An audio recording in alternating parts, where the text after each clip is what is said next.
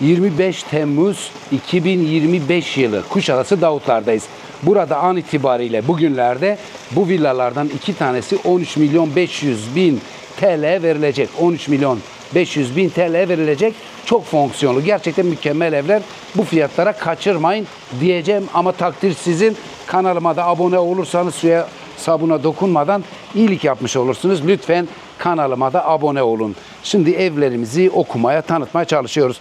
Özellikle diyorum, eğer Kuşadası'nda bir ev alacaksanız bu fiyata bir daha bulamazsınız. Bak, bulamazsınız. Yani geçen yıl tanıtmış olduğum evlerin hepsi satılmış arkadaşlar. Kocaman yüksek rakamlara evler.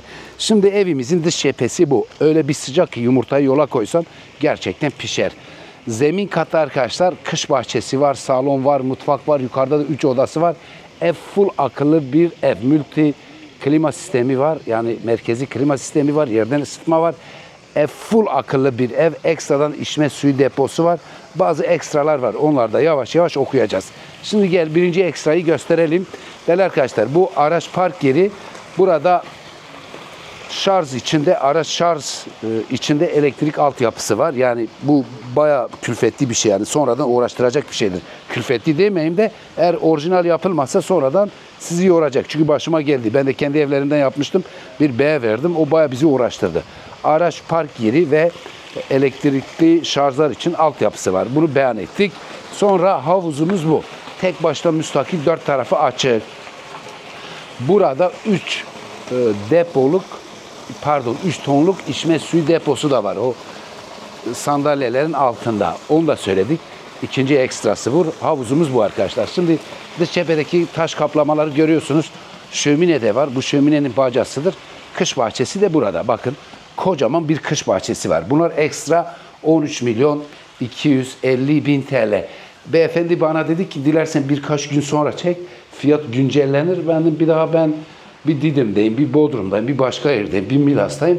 Yetişemem dedim. İlginizi çekerse kanalıma zaten abone iseniz değerli arkadaşlar, size bildirimleri açıyorsunuz, geliyor. Bu evler eşyasız olarak satılıktır. Bakın bunlar var içinde. Hangileri fiyata dahil, onları da içeride göstereceğim. Şimdi yol aldık, geldik. Binanın dış cephesindeki taşlar bu işte enerji kimlik belgesi anlamında, EKB belgesi anlamında da çok içiniz rahat olsun. Sıcağı, soğuğu, taş yünü yapmışlar ekstradan duvarlara. Taş yünü, çatıya da taş yünü yapmışlar. Beyefendi söyledi. Ben de hava sıcak iken böyle bazen patanaş yapıyorum. Evet, şimdi geldik. Bu tarafa arkadaşlar. O multi bilmem ne klima sistemi, buraya bir ünite takılıyor. Bütün klimaları bu besliyor. Yani bir ünite buraya, duvarın dış cephesinde kirlilik falan yaratmıyor. Onu da söyledik. Şimdi ne yapacağız? Şimdi evimize gireceğiz. Gerçekten sıcak. Allah herkese yardım etsin. Şimdi de galoş giymiştik ayağımıza. Acaba ben bu galoşları çıkarayım. Ben içeri bir girdim, bir çıktım. Şimdi bunlarla bir daha girsek evi kirleteceğiz. Siz de kusurumuza bakmayın.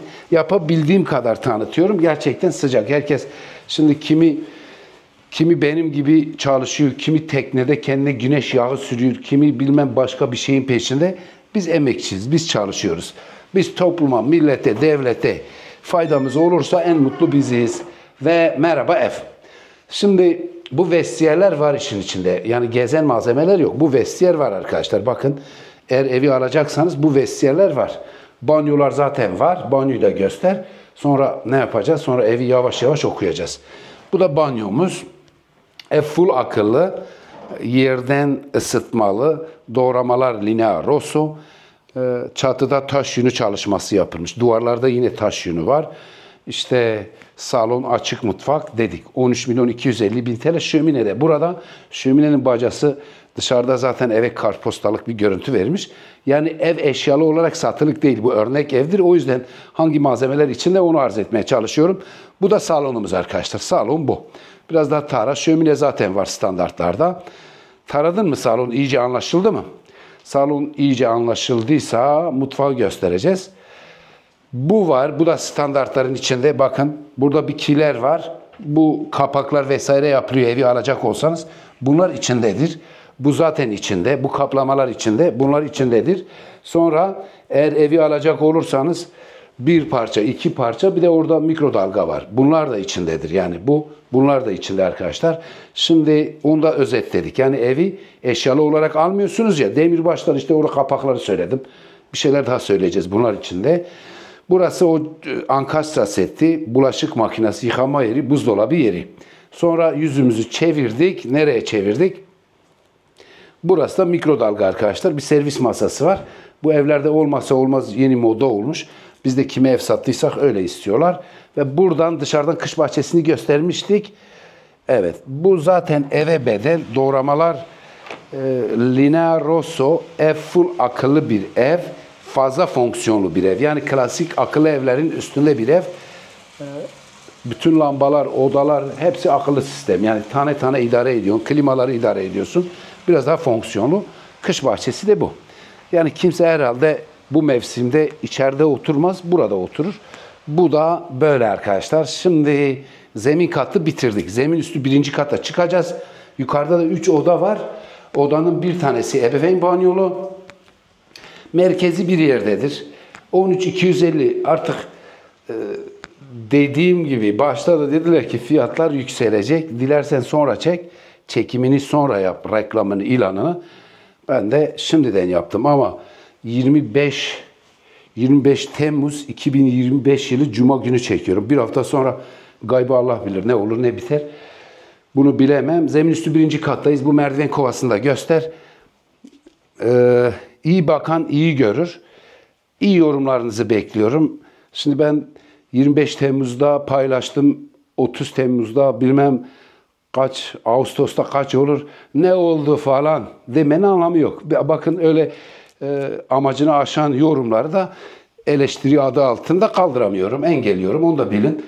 O yüzden işinize gelirse baş göz üstüne, gelmese siz sağ biz selamet, evlerin en güzeli sizin bizim hepimizin olsun. Bu da odanın içindeki banyo.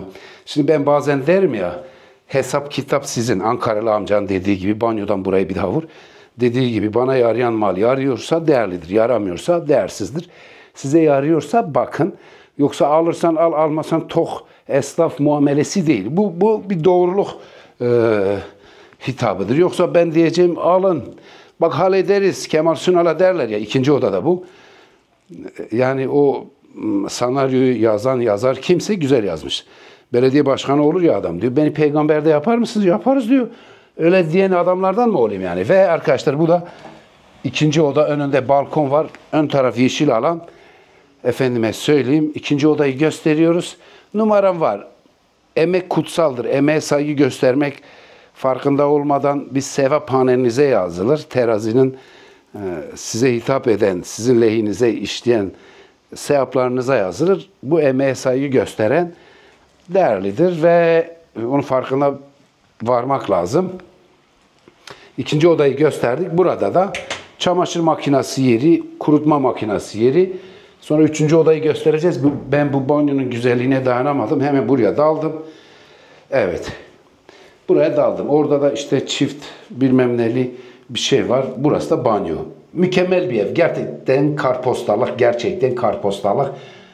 Mükemmel dizayn edilmiş bir ev. Evde yok. Yerde ısıtma var, taş yünü var, doğramalar, işte Linea Rosso, multimedya klima sistemi var da var yani. Daha ne diyeyim?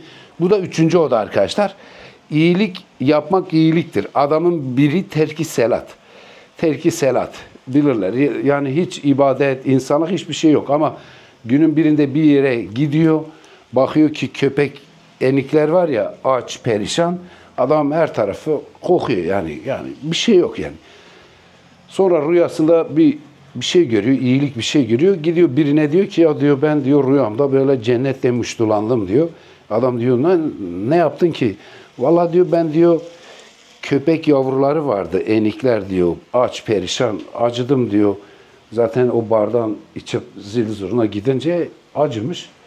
Onlara iyilik yapmış yani karınlarını doyurmuş. İşte o rüyasına gelmiş. Yani o yüzden iyilik iyiliktir. Hiçbir kötülük karşılıksız kalmaz. Bir iyilik de mukafatsız kalmaz.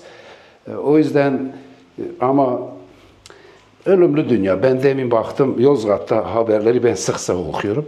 Bir belediye başkanı trafik kazasında vefat etmiş. Allah rahmet eylesin. İşte o orman gençleri, şehitleri, onlar gerçekten şehit. Onlar gerçekten şehit. Çünkü ateşte, suda böyle birden başına bir şey gelen onlar şehittir. Ona hakkını ödemiyoruz. Yani yollara, bulvarlara, evlere isimlerini vermek lazım bana göre. İşte onlara isim verilince ben çok hoşuma gidiyor. Böyle bazı şeylere alet olan adamların isimleri de bir yere vermemek lazım. İşte onlar gerçek şehit. O işte dünya da öyle boştur. Bak dünya onlara da kalmadı. Kimi 10 günlük damattı, kimi maaşa zam geliyor mu diyordu. O anlamda ne demek istiyorum? Sevgili arkadaşlar, evdir. İyi bakan, iyi görür. Yani iyi dileklerde bulunmak insanı gençleştiriyor. Hani derler ya, iyi olursan, işte sağlıklı olursan iyi insanlarla yol al. Güzel, ruhuna iyi gelen insanlarla. O yüzden ruhuma kötü yorumlar iyi gelmiyor. Benim ruhumu da o garip yorumlar ruhsuzlaştırıyor, hasta yapıyor. Ben o yüzden görmeyeyim diye hemen engelliyorum. Boşuna olumsuz şeyler yazanları da engelliyorum. Ama bu dediğim teşbihlerden sonra hakka hak bilen, haktan, hukuktan, her şeyin üstünde bir varın var olduğunu bilenler, onlar bana yeter. Onlara selam olsun, herkese de olsun. Saygılar, hürmetler. Kuşadası Davutlar'dan daha ne diyelim? Allah'a emanet olun. Hoşça kalın.